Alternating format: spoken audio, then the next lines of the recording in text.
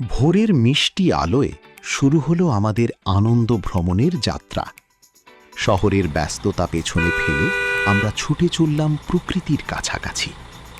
পথের দুই পাশে সবুজ গাছপালা, খোলা আকাশ আর গ্রামের সুন্দর দৃশ্য মনকে করে তুলল আনন্দে ভরা।